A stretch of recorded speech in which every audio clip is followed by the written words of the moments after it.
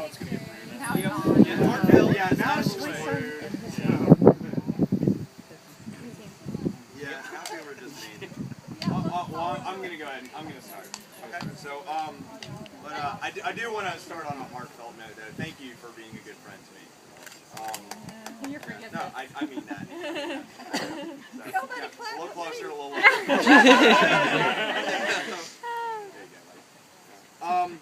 We've always been able to kind of sound off on each other without any sort of judgments or criticism or anything like that. Shame on you, because now it's all coming back. But no, thank you, Rebecca, for organizing this as well. Woohoo! For those of you that don't know, most of you probably do. Yeah, you were great. Keeping it secret, I don't know how, but we... Do you know how big this thing is? Huge. Yeah. That's what he Hold said. it all. Yeah. Most of you probably know, though, I officiated their wedding. Well, I'm blessed to be a part of that. Part of your family history for that, too. I love that.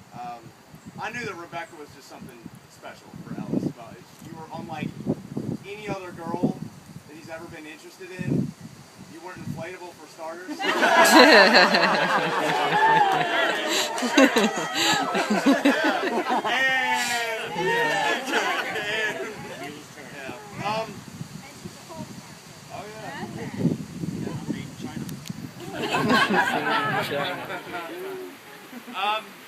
So Ellis and I, we went to college together, but it was interesting that life before Rebecca. We lived not too far away from where we are even now.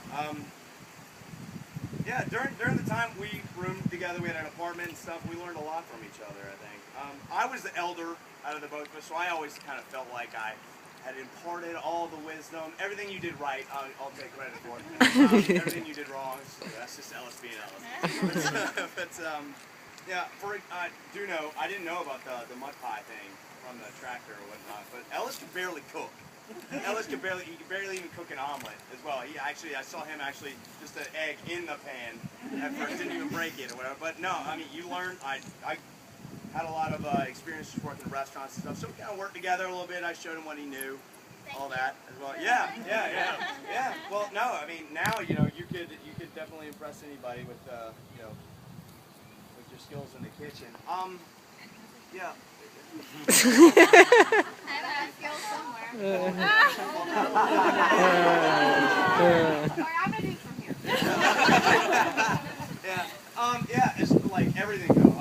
Cooking, and cleaning, and like eating health habits as well. I think Ellis took it a little too far when he thought that what I meant by a balanced diet was a beer in each hand. Yeah, Ellis loved the beer. He very much did. Although drinking provided Ellis an excuse to take part in one of his favorite hobbies, which is trying to hook up with fat, ugly girls. An excuse for you.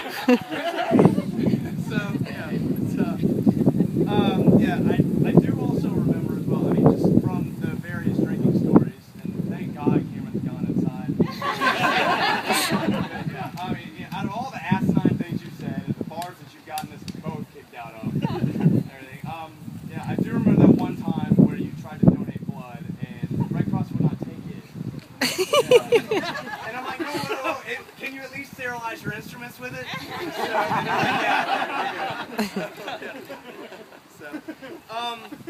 The funny, Ellis and I very rarely agree on anything, and it's like we'll debate anything, we'll just blue in the face as well. Now I learned from you actually not to argue with an idiot. Due to him, yeah, because idiots will bring you down to their idiot level, and they will beat you with all their idiotic experience in the world. That's what they do. Yeah, goodness. Yeah, I mean, throughout college, we both had our share of odd jobs. I remember this. Let me see. Custom suit salesman. You look like a retarded guy from the Rat Pack. Like Sammy Davis Jr., only thinner. I don't know. Yeah. But the good thing about him, though, is he never took work home with you. You never even did any while you were there, so you couldn't take work home. But no, very truly, though, I'm going to cut it short because, again, your mother's here. But again, no, thank you for being a good friend. I'm honored to know you as well. And yeah, best of luck and everything. 30 more years, man. I can't wait to roast you again.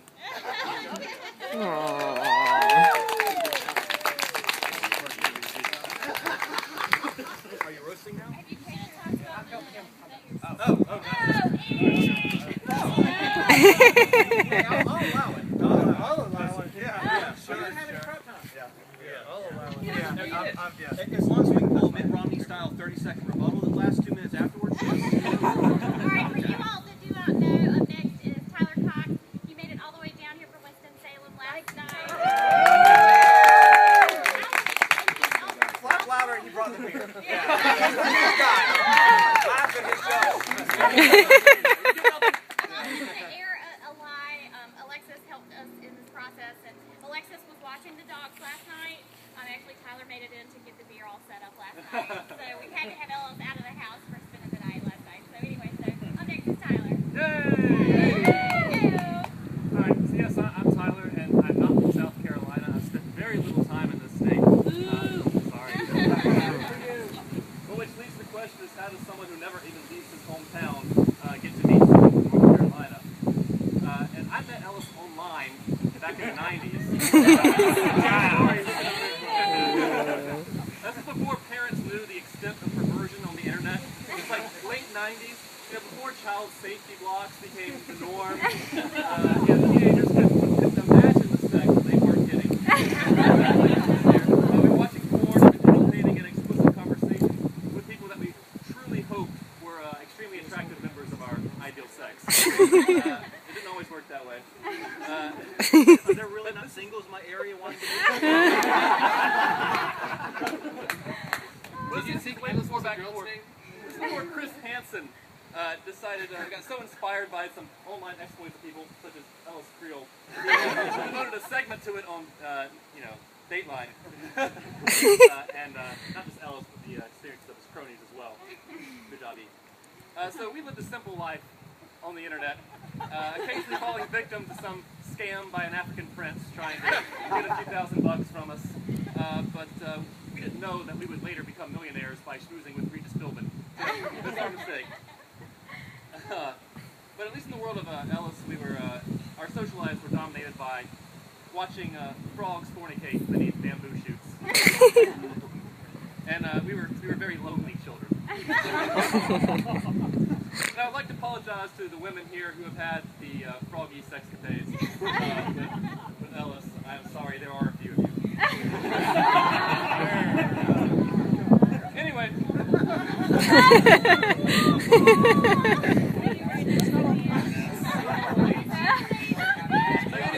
Anyway, before Ellis became a real-life Mac Daddy, who taught me to all my skills that I do have now, he honed his talent online, and when this is back, he would ask for someone's digits. He didn't mean their phone number; he meant their IP address. And this is that was serious. And this is how I met Ellis. Online in a chat room with his own Mackin skills, and I swear to God, he stole my longtime online cyber girlfriend. We were together like a year and a half, and this guy came in and took her away from me. What was his name?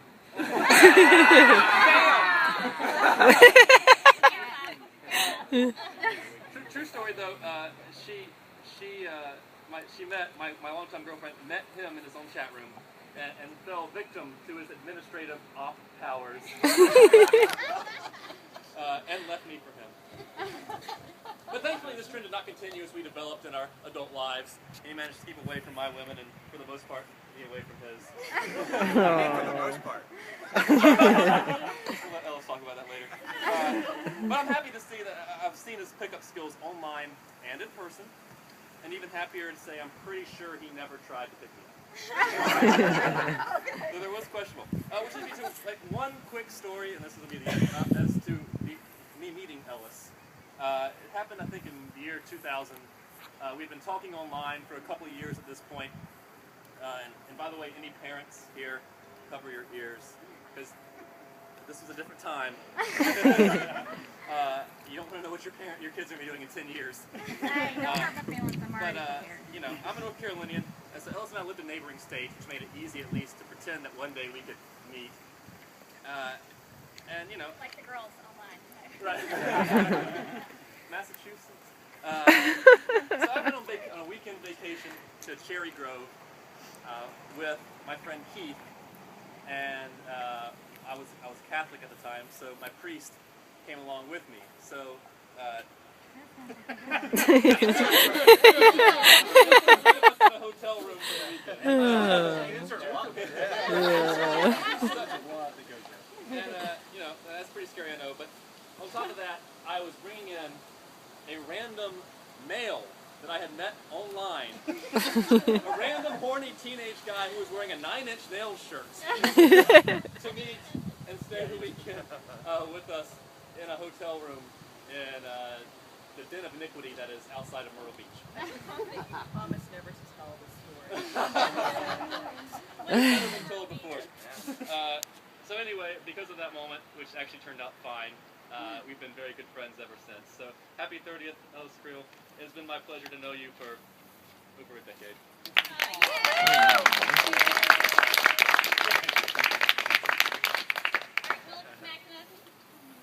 Okie dokie. Alright, for you all that do not know Will, this is Will Lewis, Ellis's cousin, and he's the dungeon master of Ellis.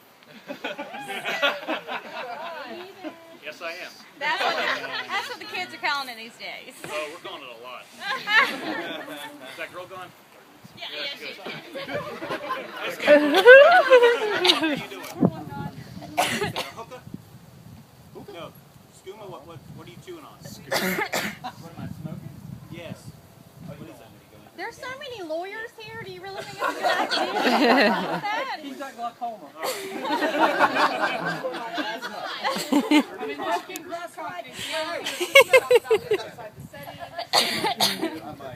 Well, when I heard that Mrs. Creel, the elder Mrs. Creel, was going to be here, I was like, I can't even fucking say cunt. Oh, God. However, you had disclaimed it, so now it's fair game. We are doing the Phoenicia story after I'm done with the first part. Oh. Yeah, but you're the only one who played me, evidently.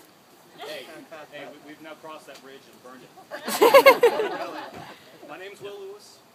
I met Ellis through our mutual friend Alan, who I didn't even realize we were related. Apparently only like 2 or 3 cousins off. They do it back home a lot. Yeah. In the Hemingway Johnsonville area, you two, I wouldn't really recommend kids. But we actually met when Alan said that, oh, we should get a D&D game together, and my cousin would be perfect for it. So, of course, I'm thinking, oh, okay, so this is going to be like Alan 2. So he says, let's meet at the Speakeasy when we first met each other. And I'm like, okay. So we go to the Speakeasy, and I'm there beforehand. I've never been to the Speakeasy because I don't really go to bars because I don't drink. If I drink, I immediately have to take a shit. I don't know why that is. Whose roast is this? I like it to everybody. Will, use the back bathroom and let the fan. I'll actually just come out here in the corner with the dogs. That's probably best for everybody. So Ellis comes up, half Alan size, smoking a clove cigarette. And I'm like, huh? What is this? And thus meet probably the most interesting person I've known in all my life. Now, let's do the reverse of let's do the reverse of a roast for a minute. I'm going to list off some of Ellis's good attributes, and then we'll reverse them later because you kind of fall into the hole with each of them. One, Ellis is a wonderful conversationalist. He can have a conversation with anybody. Ellis is a voracious reader. Yeah, that's about it. But as far as being a conversationalist, Ellis does read a lot. Ellis's number of books read is probably up thousands at this point. Yeah, we'll call it that. As such, Ellis can hold a conversation with anyone for about 5 minutes. But that might be all he's got.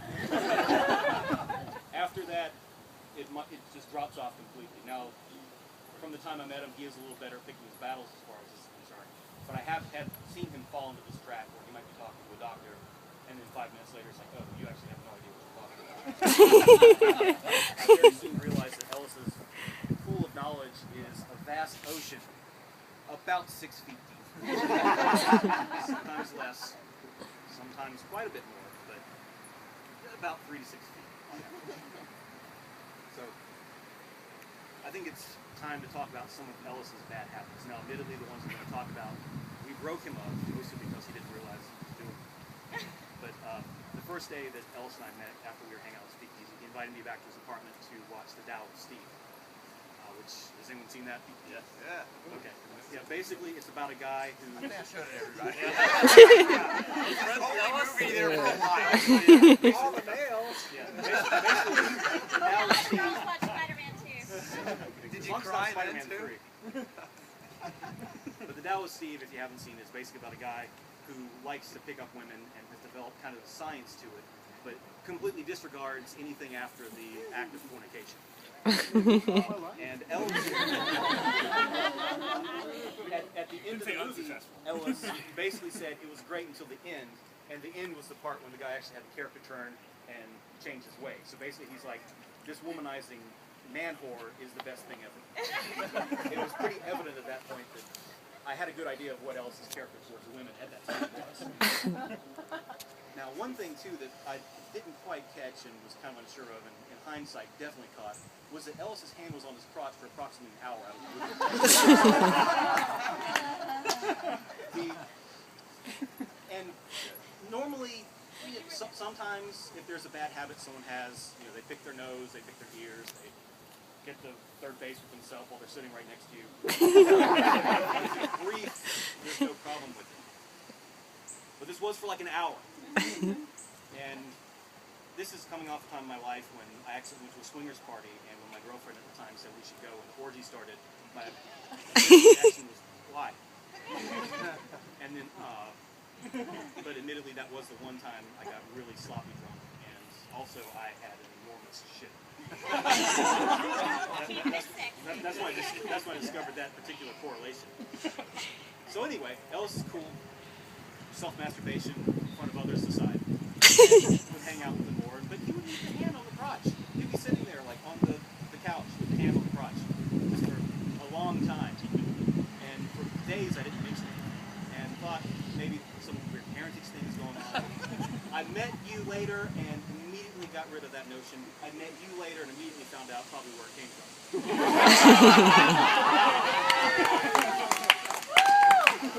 So one day Ellis is there, spread eagle, hand on crotch, we're watching a movie, and I'm like, Ellis, your hand on your dick. He had no idea. I mean, he looked down like, oh my god. After catching him 2 or 3 times later, eventually we broke into this, I think. Can we confirm that? I mean, obviously all context.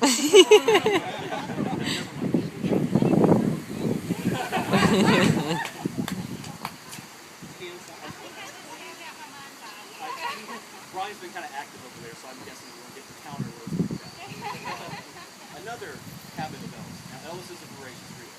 Very voracious. He reads all the time. And around the time the Blackberries were things that 150 people had, and people would brag that they could download an email in 7 minutes, Ellis had this handy invention called an e-reader. Which basically allowed him to carry the better part of the library of books he had at any one time in person.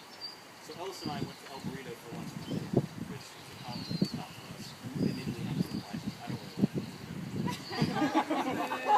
I don't like black beans. Hey, we got that right. Get out. I don't like black beans.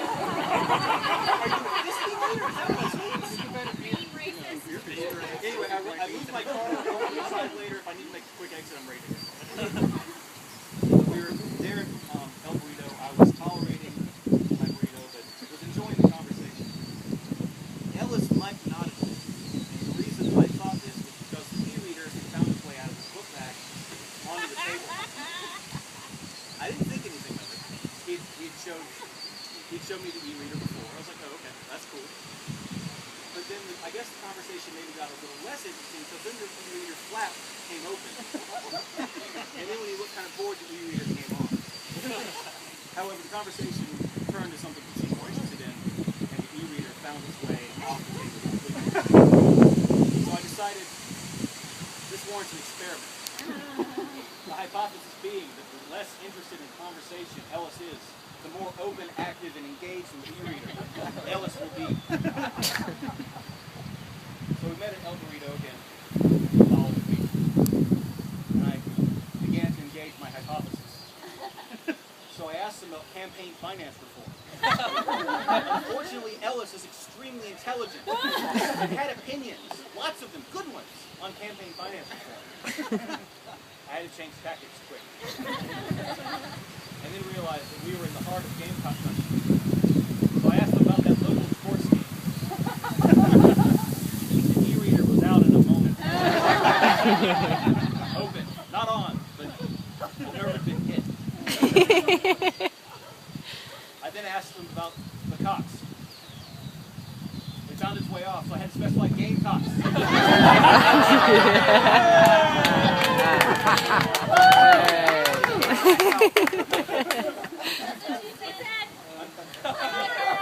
Unfortunately, I don't know anything about them either. Apparently they play football. But as I probed around with completely bullshit knowledge, the e-reader came on and he started reading whatever it was he was reading. I said, Ellis. He said, yes. I said, you're reading out of your e-reader. Whoa! It's just like when your hand was on your dick. Is he broken of that one yet? I don't think he is. The e-reader? Yeah. No, that's Just transfer the light. that big hand is That's their conversation. but it's Well, I guess it's one. that's what you said also. About the point when I was going to start this Phoenician story. Ellis, is this actually appropriate for this crowd? Yes. Yes. Yes. Do it. But we have to do this jointly. That's the best way to tell this story. Your mom's here. I actually know one from the story is here. You have to. Okay, I'm here. Alright, let's do it. Alright. There's no one that matters. Your mama's got to come punch you in the head. Is this being recorded? Fire. No. Alright. Alright. The Phoenician story. There was a point in my life when I was roommating with Ellis. That's what they were calling it. Yes. It was. We came up with it. Yes. Yes. I did. Apparently, there was a top of boxes not being resolved that I was a little more moved. Yeah. So I was roommating with Ellis. Ellis was kind of a Mac Daddy, was that the term? Mac Daddy. Mac Daddy. Ellis was a Mac Daddy. And one night he came back with a girl. She said her name was Phoenicia. Now, Ellis was, what's the term? Seeing someone else at the time? He was seeing someone else at the time. So he came in, introduced me to Phoenicia.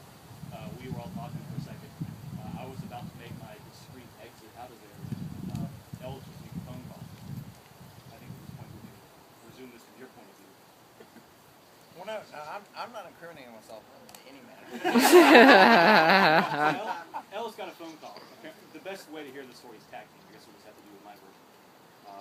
Got a phone call and came up to Phoenicia and I, who were out on the balcony, and said that his grandmother was sick in the hospital and that he needed to go to her.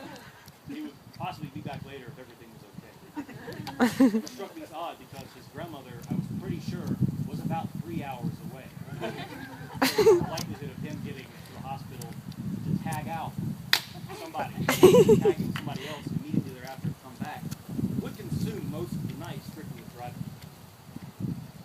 So he left to basically calm down his girlfriend at the time and have sex with her. I was told to say that he was wearing condoms.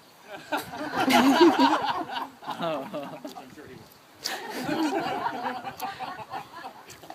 So while he's doing this, Phoenicia and I are talking, and Phoenicia begins to tell me basically her whole sad life history about how she's like near 30 years old and is still working in the same bar that she's worked at for 13 years now, and how she never thinks she'll leave, and that Ellis will possibly be her way out, her knight in shining armor, to take her away from her.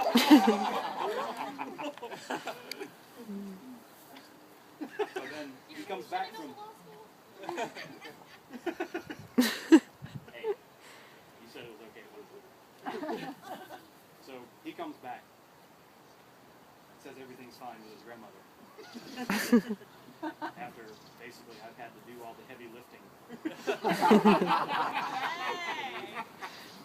So he basically says, Phoenicia, are you ready to go to bed?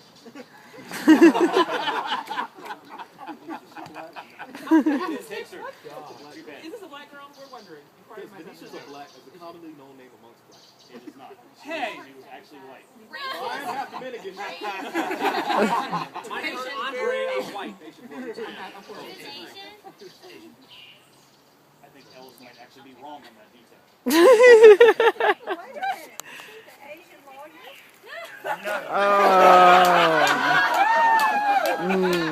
Well played, Mrs. Creel. Well played. I've actually got a story for that, but it's not nearly as good. And apparently you know it. So Ellis goes and proceeds to what he told me later was a half-assed attempt. Again, tonight. So I go to my room. I wasn't really interested in her, but basically I pulled a certain version off the board. The long-nosed guy from Roxanne. Yeah, Steve Martin.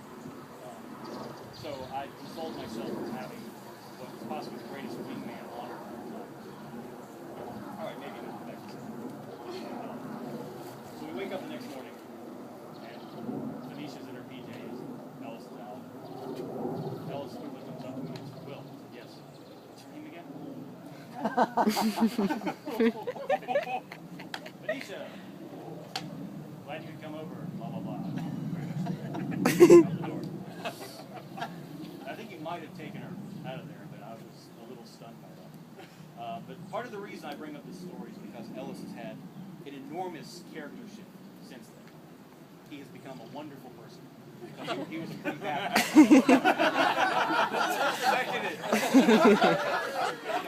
Ellis Creel has improved in every way a person can. Except me. But I'm proud to call him. Yeah!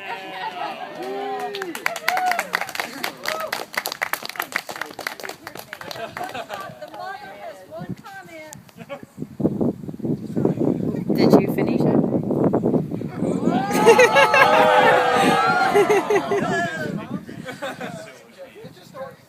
She doesn't mind if we can't remember her name. Don't talk about Miss Laura.